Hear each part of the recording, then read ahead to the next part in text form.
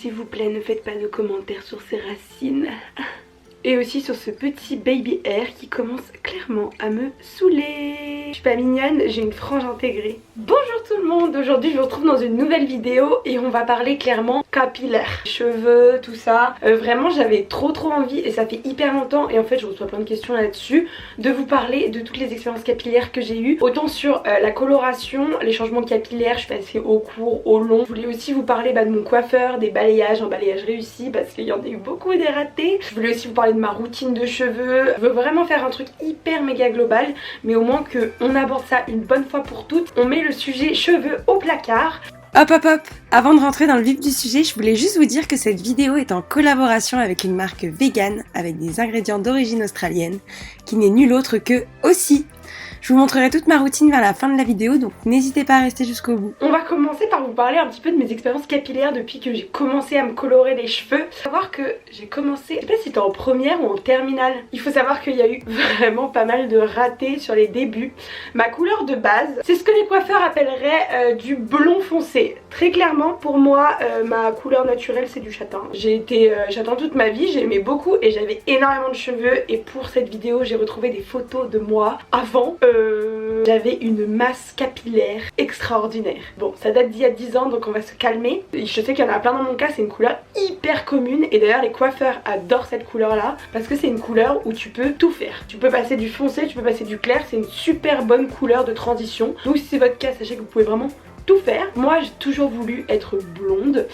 J'ai eu des petites phases où j'ai changé totalement de couleur. Je sais que le blond me va bien, surtout dans les périodes hivernales parce que j'ai des cernes qui sont assez marquées et quand j'ai des cheveux assez foncés on a vraiment l'impression que je suis fatiguée, malade et tout, et je trouve que le blond ça rehausse un petit peu mon teint. Voilà, je vous ai tout dit. Sauf que quand j'ai commencé à me faire mes colorations, je suis allée chez un coiffeur qui ne m'a pas du tout écoutée et je suis ressortie un petit peu rousse. En fait il m'a pas fait de balayage, il m'a pas fait de décoloration, il m'a clairement fait une coloration sur mes cheveux.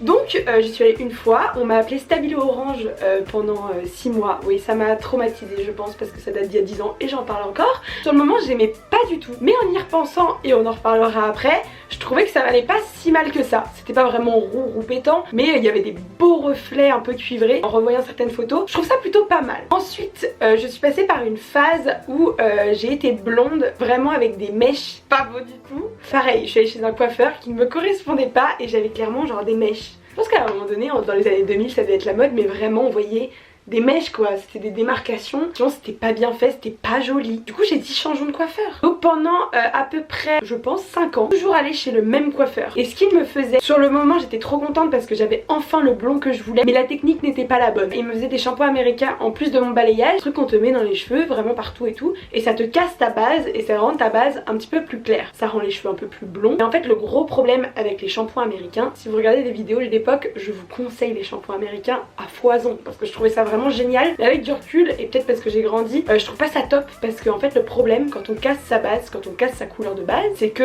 dès qu'on a des racines, c'est vraiment très moche. J'avais vraiment des démarcations quoi de racines, c'était j'avais des barres. Du coup j'allais très souvent chez le coiffeur et ça coûtait très cher. Voilà, je pense qu'il y a une époque où j'allais chez le coiffeur tous les 2 mois. Ça a duré quand même presque 3 ans hein, où ensuite j'ai eu ma petite période où, ah oui il y a eu cette période là aussi. Deuxième année d'école de commerce, donc j'avais mon meilleur blond. Moi j'avais les cheveux longs, j'avais de la masse. C'est à partir de cette erreur là que mes cheveux n'ont plus jamais été pareils parce qu'au début quand j'ai fait mes colorations, j'avais les cheveux certes un peu abîmés mais j'avais encore de la masse, j'avais encore des beaux cheveux quoi, qualité extraordinaire et j'avais encore les cheveux longs. Et puis un jour, j'ai eu cette bonne idée de me dire j'aimerais bien retrouver ma couleur naturelle mais peut-être un peu plus chocolat. Mais pourquoi j'irais chez le coiffeur sachant que je peux acheter une coloration semi-permanente, me le faire toute seule chez moi avec une fourchette. J'avais pas l'outil adéquat qui m'a donné cette superbe idée. Je l'ai faite. Ah j'étais brune hein. Ah j'étais brune.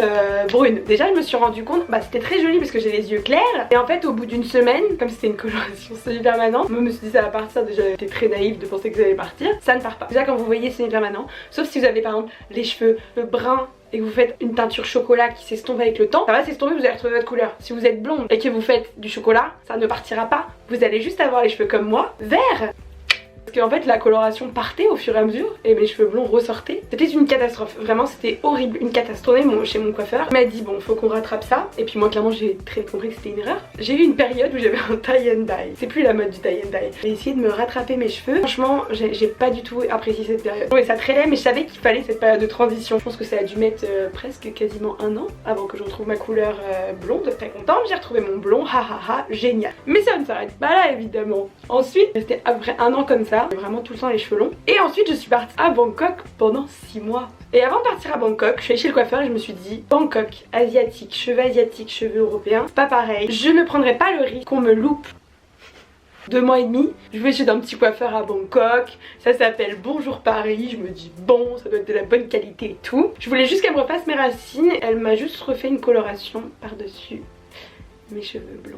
C'était vraiment très laid, donc je pense que je n'ai même pas voulu faire de photos. Et en fait vraiment au bout de 24 heures, faut que je retourne chez un coiffeur qui me remette les cheveux blonds. Même si ça va me niquer les cheveux, il faut que je le fasse. Je suis allée chez un coiffeur en le trouvant sur Facebook, tu sais les avant-après. J'ai passé 6 heures chez le coiffeur. Et en tout, pour ces 2 colorations, j'ai dû payer à peu près 500 balles. Ça se voyait que mes cheveux étaient un peu fatigués. Je suis ressortie avec des cheveux blonds comme ça. Et en fait quand je suis rentrée au mois de février, j'ai une collaboration pour toute une année avec une marque de produits de coloration. Et donc j'ai été sélectionnée et tout, trop bien. J'arrive pour le premier diagnostic et l'expert en cheveux regarde mes cheveux, donc qui étaient longs mais qui étaient très abîmés. Elle regarde mes cheveux et elle dit non mais là les cheveux on peut rien faire hein. Ils sont trop abîmés, faut qu'on change de fille. Ma première collaboration annuelle et tu me dis qu'il faut changer de fille? Non. Et devant moi hein, elle me dit ça. Non mais ses cheveux c'est une horreur hein. Ses cheveux ils sont trop abîmés. Elle me dit bon bah c'est bon, on va trouver notre alternative, on n'est pas obligé de te couper les cheveux. Ça fait 2h30, je vous jure ça m'a traumatisé. Ça fait 2h30 que tu me dis que mes cheveux ils sont morts, qu'il n'y a plus rien à faire, que dans tous les cas ils vont tomber, qu'ils sont irréguliers, que c'est moche. Et là tu me dis on va pas couper les cheveux. J'avais pas du tout prévu de me couper les cheveux ce jour là. Donc je suis arrivée chez le coiffeur avec les cheveux à peu près là. Je suis ressortie avec les cheveux là.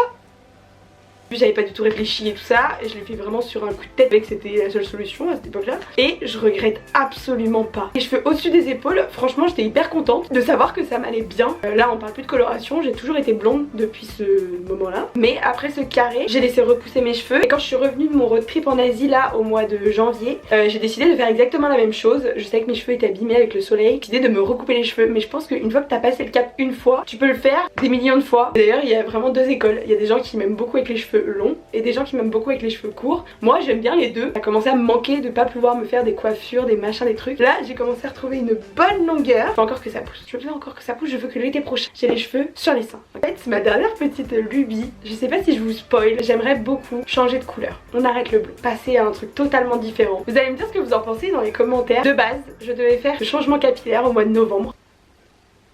Coiffeur terminé, et en fait moi mon objectif c'était de changer de couleur et de retrouver mon blond pour l'été prochain. Et en gros j'en ai parlé à mon coiffeur et il m'a dit que c'était possible de faire des teintes assez bon allez je vous dis, j'ai trop envie de me teindre les cheveux en roux. Cette époque nostalgique de quand j'étais jeune me manque. J'aimerais bien faire un roux un peu à la Caroline Receveur, un truc un peu chaud. Pas un roux trop roux mais un, je sais pas, un truc qui change et tout. Si je le fais au mois de janvier, j'ai peur que ça passe un peu tard. Retrouver mon blond l'été prochain. Oui je fais clairement une fixette sur mon blond. Je suis encore en hésitation de me dire est-ce que je le fais au mois de janvier ou est-ce que j'attends l'année prochaine. Voilà. Bon après on n'est plus à un an près j'ai envie de dire. Parlant de mon coiffeur, vraiment mon coiffeur, je l'adore. C'est hyper important de trouver un bon coiffeur et surtout un bon coloriste quand vous vous colorez les cheveux. Vous voyez là j'ai fait ma coloration du mois de septembre et franchement bon bah j'ai des racines hein, mais c'est pas choquant du tout. C'est beau quoi, c'est fondu dans ma couleur naturelle. Vous voyez qu'il y a quand même plein de gens qui pensent de base quand je fais mes colorations régulièrement qui sont persuadés que le blond c'est ma couleur naturelle, qui savent même pas que de base je suis pas blonde. Donc c'est vraiment très bien fait. La petite astuce de pas commencer directement aux racines de vos cheveux, de toujours laisser un petit écart. Vous pouvez peut-être avoir un sentiment un peu de frustration aussi. Ça m'arrivait surtout au début quand je faisais ça, de sortir de chez le coiffeur et de me rendre compte que j'avais encore des racines. Mais en fait c'est normal. Mon coiffeur du coup c'est Didact, c'est à Paris. Partout en France vous pouvez trouver des bons coiffeurs hein. Je passe avec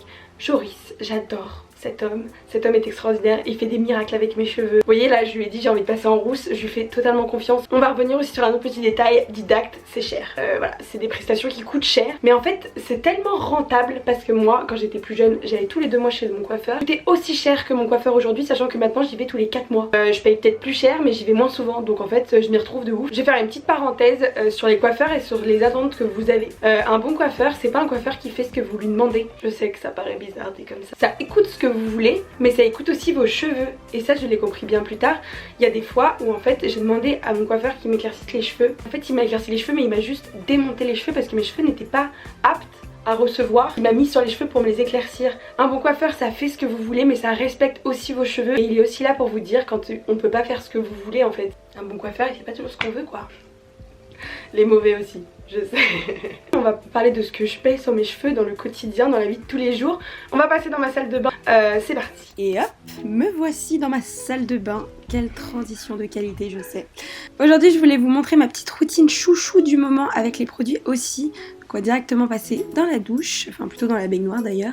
Je vais commencer par utiliser le shampoing aussi Deep Repair de la gamme SOS. Ce que j'aime beaucoup dans cette gamme c'est déjà son odeur qui est juste divine. J'ai pris l'habitude de toujours me faire un deuxième shampoing pour bien enlever toutes les impuretés, chacun ses petits tips. Ensuite on va passer au conditionneur et en fait ce que j'aime beaucoup dans cette gamme c'est que tous les produits, conditionneurs, masques, 3 minutes miracle, ils sont hyper épais. Donc ça sent que c'est des produits qui sont vraiment riches et qui aident vraiment vos cheveux à aller mieux. On va maintenant passer à notre 3 minutes miracle, la star de chez aussi et aussi la star de nos salles de bain qui n'en a jamais eu. Pareil, moi tout ce qui est rapide à faire, j'adore. Donc le 3 minutes miracle est fait pour moi qui suis une flemmarde d'attendre et qui suis très impatiente. J'aime beaucoup le 3 minutes miracle. Pendant ce temps-là, on continue sa petite popote, on prend sa douche, on se frotte et c'est fini. Et là je vous fais vraiment la totale mais vous pouvez les utiliser individuellement également, soit le 3 minutes, soit ce petit masque. C'est les super masques de chez aussi, ils sont vraiment tout petits mais parce qu'ils sont très concentrés.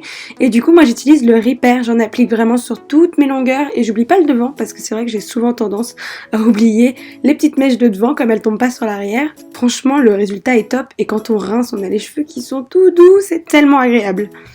On sort de la douche, on se rince, je vais mettre une petite serviette pour pré-sécher mes cheveux. Et ensuite on va passer à l'étape séchage de cheveux, mais avant ça, j'utilise le Heat, c'est un petit spray pour protéger de la chaleur. Lorsque j'ai les cheveux humides ou mouillés, je peux le mettre directement sur mes cheveux parce que voilà, ça va sécher dans tous les cas et comme ça s'imprègne bien. On passe au séchage de cheveux et là ça part en cacahuète. Et je vais me lisser les cheveux, du coup pour finir je réutilise le Heat mais cette fois-ci je le mets dans le creux de ma main, je chauffe un petit peu la matière histoire d'avoir le cheveu moins humide avec le produit. On se lisse les cheveux et voici le résultat final. Franchement je suis trop fan de cette routine, je sens qu'elle nourrit vraiment bien en profondeur donc c'est top.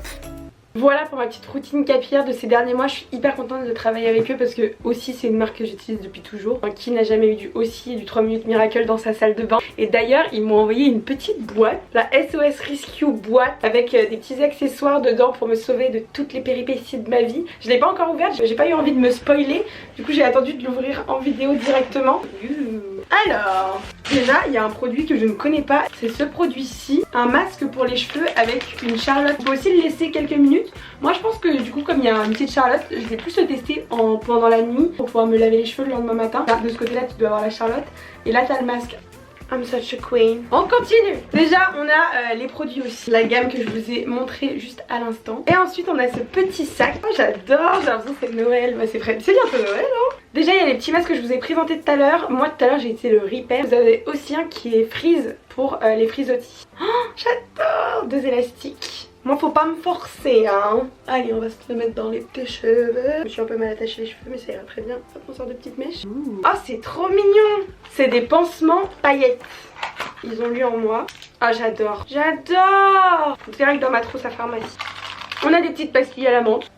J'ai pas mis long feu avant de la manger. Un petit gel désinfectant. Très dans l'air du temps. Ah il y en a encore un. Moi quand je reçois un cadeau, je suis la meuf la plus heureuse au monde. Et pour finir on a une petite brosse aussi qui est trop belle en mode tingle Tizer, je sais plus comment ça s'appelle, mais j'en ai jamais eu des comme ça.